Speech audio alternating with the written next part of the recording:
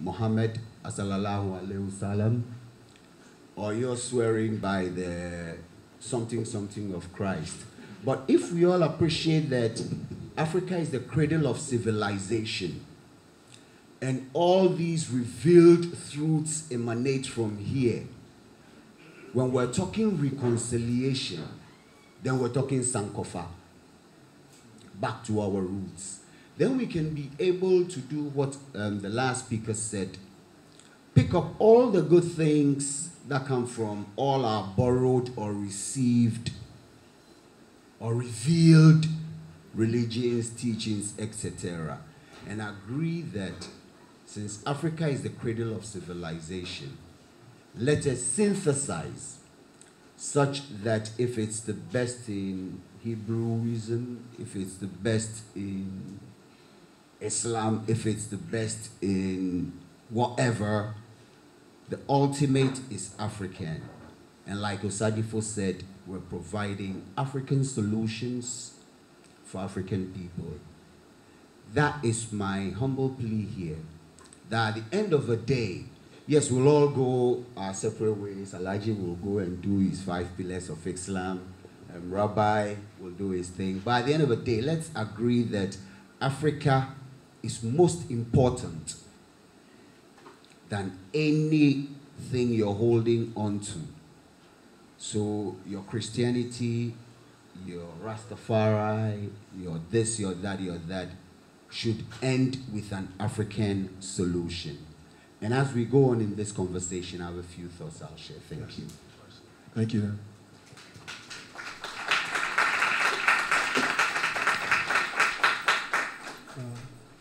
Dr. Tuyoye.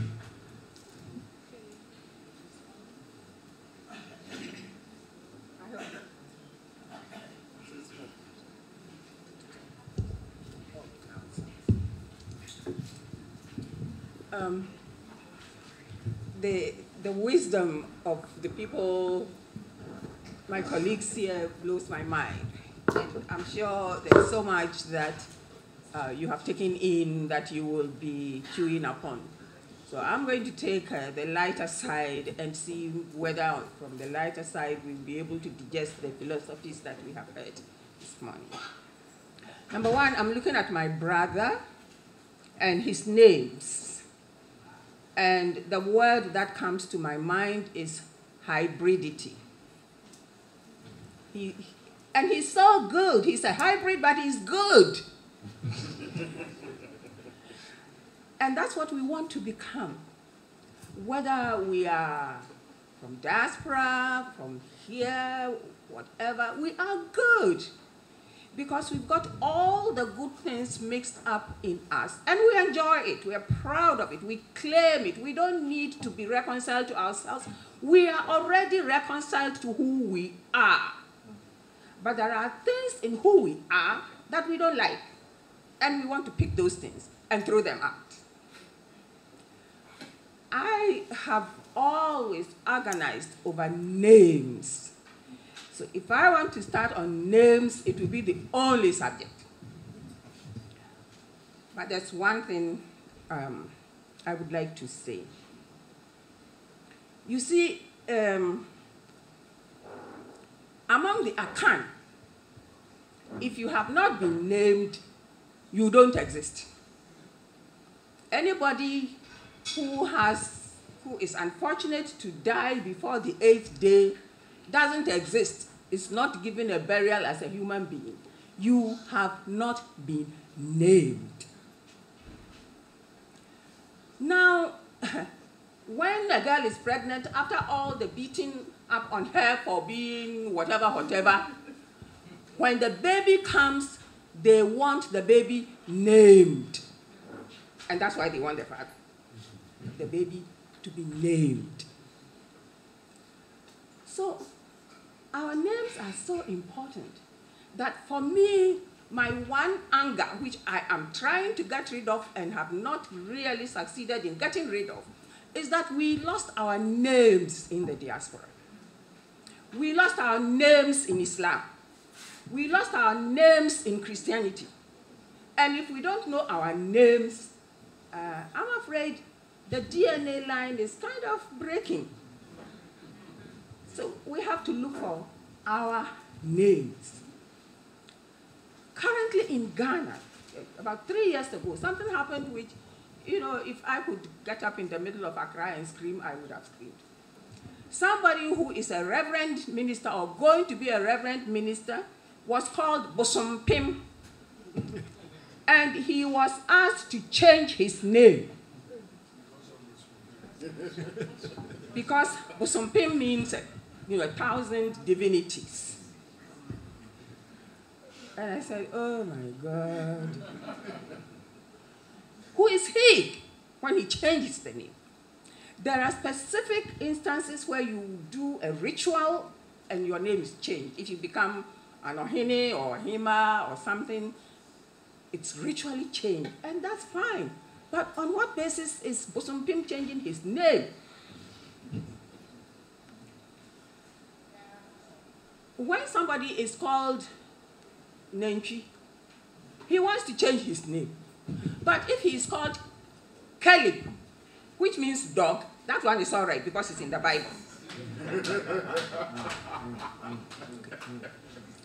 So those so-called biblical names, they have their own problems. I don't know where the judges come from, but you are not a judge. Okay. But as I say, we gather all these things and we take what serves us from all these things that we are accruing. I have had a problem with names, which I think most of you don't have. Most women don't have. And that is that I don't do your DNA in me. The DNA in me is Yamwa or Ewuzi. So why do I follow the Western system of being called Oduyoyi? And then West, since it is not a Ghanaian name, but a Nigerian name, I get up and I make a speech and I'm using Akan proverbs and I'm happy about myself. And then somebody afterwards says, oh, I thought you were a Nigerian. How come you are using so many Akan proverbs? So that name line is another thing altogether, and I want to leave it there. I listen to the religions and how they are not manipulating, they are shaping us. They are shaping our vision of who we are as Africans. It was Ali Mazrui, the Kenyan scholar, who said that there are 3 gods who are all struggling to capture the soul of Africa. These gods are trying to capture our souls. But which God? Whose image do we think we are being made in? Who creates God? Do we create God in our own image or what? So that's another line of discussion which we may want to carry on forever and amen. We come to people saying that Christianity and Islam brought us religion. Well, of course, they are totally wrong because God was here before they came. No? God was here. And the primal religions, you know, the younger scholars in Christianity, when they are doing Old Testament and so on, they become so fascinated by how much of the traditional religions they are seeing in the Old Testament, and then they all start writing essays on African traditional religions in the Bible and so on. They are very nice essays along that line. But what that one is telling us is that the primal religions of human beings, the primal religions are all coming from the beyond that we do not know how to name. So let no Jew, not even a Hebrew, tell me that I am stealing their name or stealing their religion, because it belongs to all humanity. It is the primal inspiration that we got by being human and by being related to the earth which mothers us. And these primal inspirations is what inspire our religion. And if we know that our religions are inspired from the same source, then really, what is all the fighting and the bickering about? That one is called this one, and one is called that one.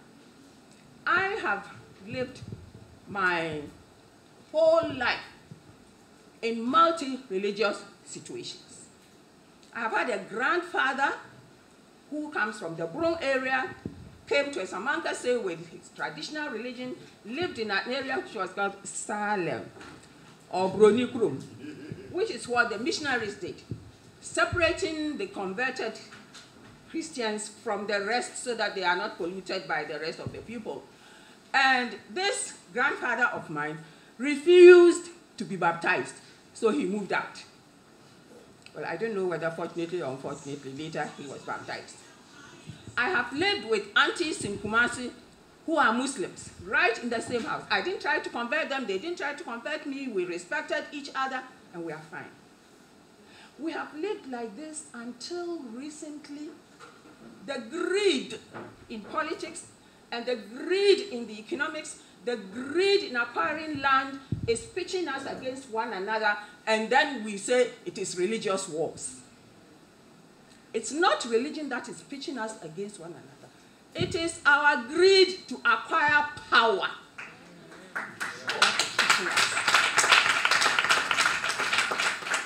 And those are the things that when we come together, we should look at these nitty-gritties and try to work on them and try to overcome them. Any reconciliation we need to do is to be reconciled with the situation that we are in now. See the knots that have to be unraveled and help one another to unravel those knots. So that if I travel to Brooklyn, oh, let me give you a specific case. I went to Marrakesh to some meeting or the other. 3 men looking like my brothers here. They come around me all jubilant. You are a Berber, true Berber. Today we see a true Berber. I'm saying to myself, how did I become a Berber?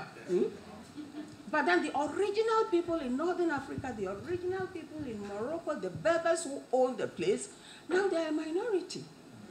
So when they see somebody from West Africa who has come to this very powerful panel, and she's one of them, they were excited. They were excited. Unfortunately, they were inviting me, but you know how you go to these conferences and they show you here and there. So I couldn't go to their invitation. What I'm trying to say is, wherever we are the same people that Olodumare has planted on this earth to live with one another and to show the glory of how human beings can be human. Imam.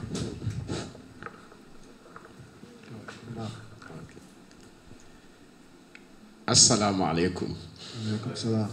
Yes, simply means peace and blessings of Almighty be with all of us here. Yeah, first and foremost, I would like to acknowledge the organizers who have made it possible for somebody like me and my group to be with such a powerful panel members. It is a bit sometimes unheard of to see panelists or a table like this where we have all these religions, because elsewhere I know somebody said, let's not invite these people, they are troublemakers. You see, and that will be the end. Elsewhere, they may be true, even when they go there, they themselves will also found trouble, and then at the end of the day, the meeting will not come on. But then I can see the panel and the organizers, their ideas. Somehow, I can see that God is actually inspiring them, and we are where we are because of that inspiration. So I salute the organizers once again. I say kudos to you.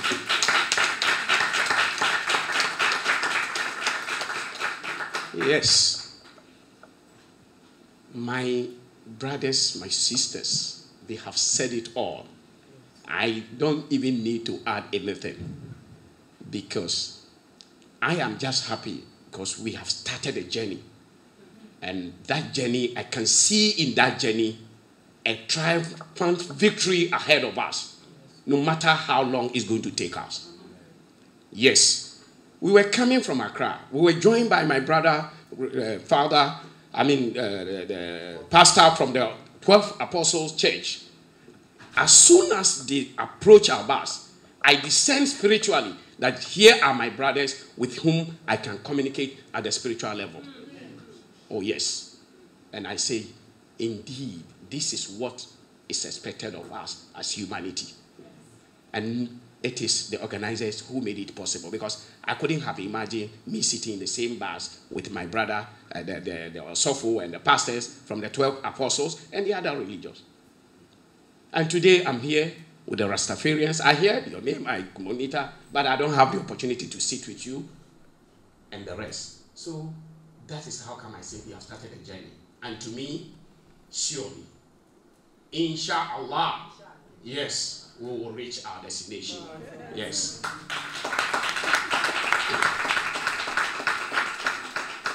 Having said that, Brother Kobna, you started your statement by trying to see your name, you are not alone in that soup. I must tell you, I am also a victim of that circumstances. My name, by the time I completed secondary school, my name was Abdulaziz Mohammed Sharifuddin. One day I was in the house, I saw in a newspaper, they say Abdulaziz Mohammed should come for his passport. And I said, well, I have not applied for any passport. So why this? So something started telling me, so we have millions of Abdulaziz Mohammed. So which of them are they referring to? I started meditating.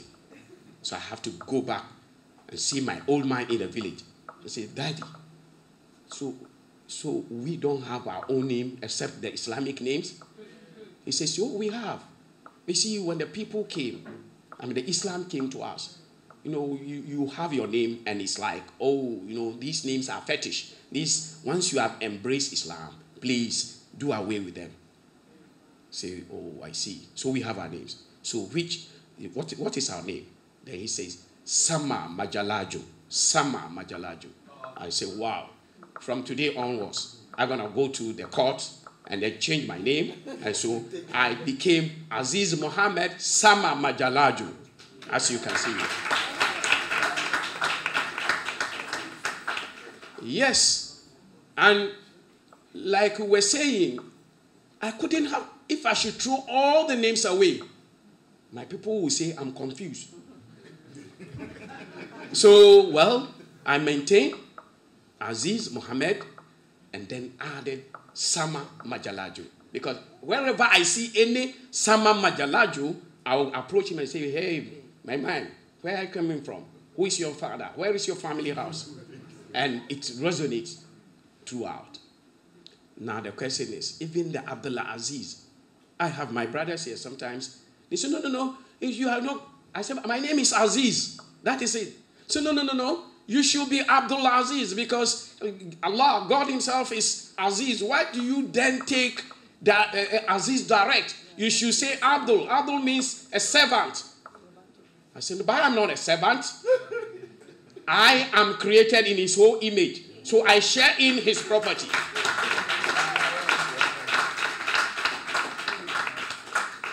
So I can see we may take a time by this format. So what I want to end is to say that, please, when we want to get to where we are going, let's talk less religion and talk more spirituality.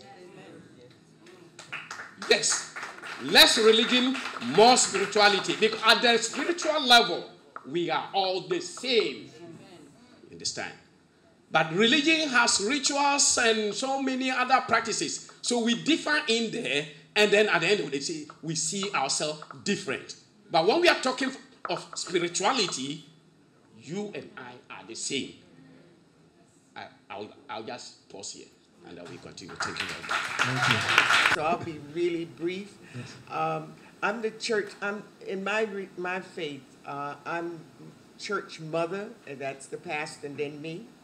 And so I'm very religious. But I want to say that to say this: when I was growing up, I was very, very young, and my mother used to talk all the time about having come to Africa, on a mission, and she got roped in, and I'm saying that deliberately, roped into doing that when she really should have been home with us. My godmother was Mary McLeod Bethune, and she brought my mother to Africa and so forth.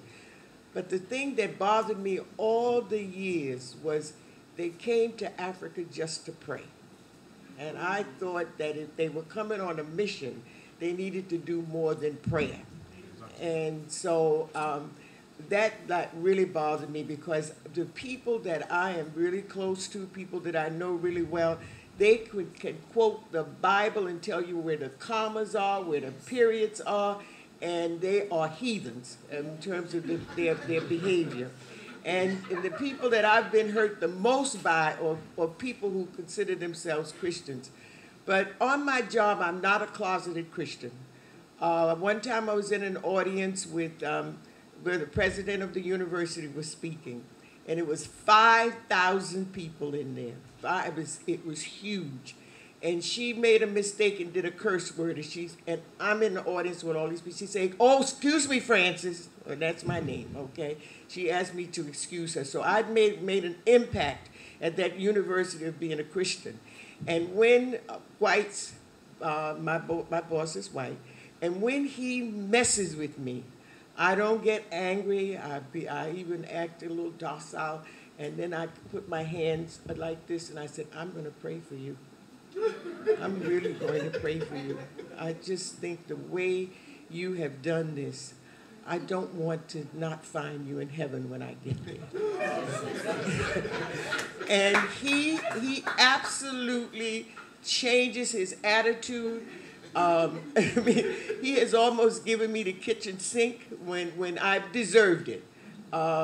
But I think I don't want you to think I don't believe in prayer, but I don't think how so many of us have grown up to believe that being a Christian is going to church or the mosque or wherever we worship, because going to church doesn't make you a Christian any more than standing in a garage will make you a car. And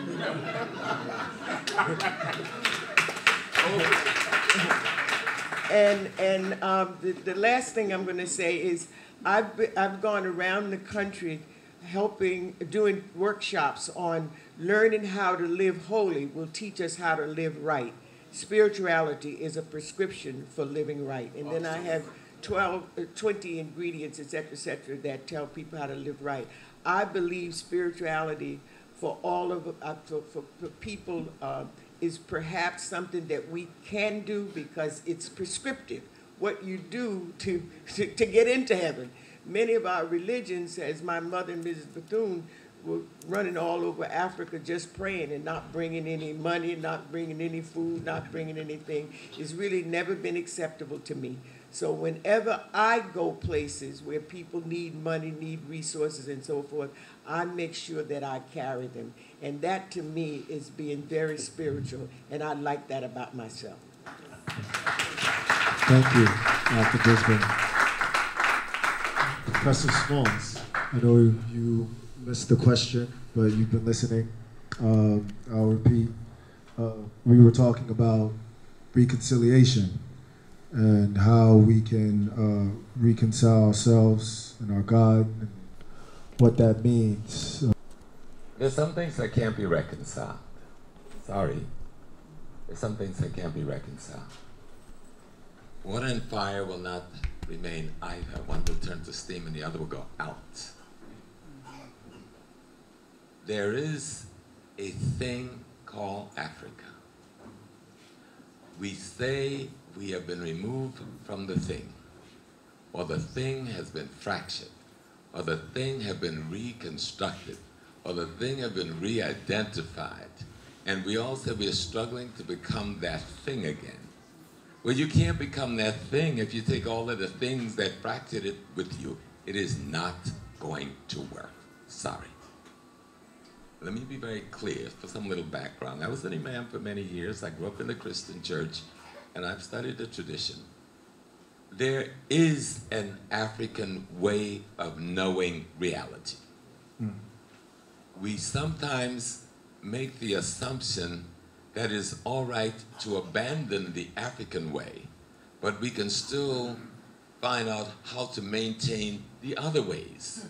Well, if the other ways is worthy of maintenance, then let's find out what the African way was, and let's restore it to its integrity and then maintain it.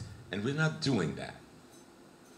There isn't a single religion I know in the West that is nothing more than fragments from the periphery of the African spiritual system or cultural system. That is not a disrespectful statement. That is the truth of what is. Because I think one of the things we fail to truly understand is the power of history. History is where you learn the instructions from your ancestry. And if you don't know history, you can't even have a discussion on theology. And if you can't have the discussion on theology, where's the reconciliation going to come? Because this is not fundamentally a question of reconciliation. This is fundamentally a question of restoration of the African fundamental consciousness of being human. One of my brothers told me that, well, it is the definition that the Ewe used for the divinity. I think the term is Sogbe Lisa, or what they mean is that what we call God, or the divine, is the totality of creation itself. And I found that to be true in every single African language. There isn't an African language where people, person, place, or thing, the words for people, person, place, or thing, don't have the word for their divinity either in the prefix or the suffix. And I hope you'll understand that little thing. Because what Africa says of itself in all of her culture is that we are God having a human experience. And let me say that again, because that kind of makes people a little not understanding. Our culture, our languages explain to us that we are an expression of an aspect of the divine essence having this human experience. Because the divinity is the totality of everything. And spirituality is your reality. It isn't an aside. It isn't something you can do separate. Your spirituality is your understanding, your comprehension of, and your being conscious and involved fully in your reality. That's African culture. What is going on now is someone else's ideology cloak in religion. Someone else's ideology, meaning their way of wanting you to behave and form a worldview, cloaked in a religion with a notion of a divinity that asks you to submit out of fear in order for you to cross over into some other space. I am not the descendant of the person on the slave ship. I'm the person who was on the ship. I am not the descendant of the people who fought in the Zanji rebellion in the 8th century in Iraq. I am those people. I am they. I'm spirit having a human experience. We are up against mere humans using religions trying to have a spiritual experience, and we have gotten caught in that. So, when we talk about reconciliation, what I want to reconcile with is my ancestors. I do not want to reconcile with anyone else. I want to reconcile with my ancestors because they are saying to me, freedom, until you become me again, you will never be free. They're saying to me, You talking about liberty? You will never know liberty until you again know me. Because I am you. And until you understand, not only am I that I am you, I am the divine that you claim you are making your devotion to.